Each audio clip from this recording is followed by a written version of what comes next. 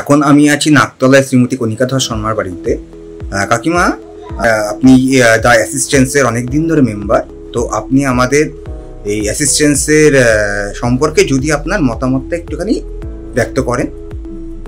হ্যাঁ, এই অ্যাসিস্ট্যান্সের সম্বন্ধে মতামত ব্যক্ত করতে গেলে প্রথমে বলবো ওরা খুব হেল্পফুল এবং খুব সহযোগী। আমার যত রকম বিপদ আপদে ওরা সবসময় আমার পাশে থাকে। সব থেকে বড় কথা, ওরা রাত্রিবেলায় আমাদেরকে সাংঘাতিক রকম সার্ভিস দেয়।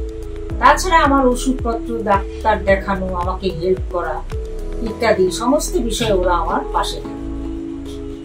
আর কোনো নেগেটিভ কোনো না, কোনো নেগেটিভ আমি আজ পর্যন্ত পাইনি। আমার হাজবেন্ড আজ প্রায় অনেকদিন যাবত অসুস্থ, ওনার ব্যাপারে যাবতীয় সুবিধে আমি ওদের কাছ থেকে পেয়ে থাকি এবং আমি এতটাই প্লিজ যে ওদের এই কোম্পানি, আমি সবাইকে বলি ওদের নাম এবং কোম্পানির নাম, যে ওদের যদি কখনো কোনো প্রয়োজন থাকে যেন ওরা এখানে যোগাযোগ করে এবং যাবতীয় ওরা হেল্প করে।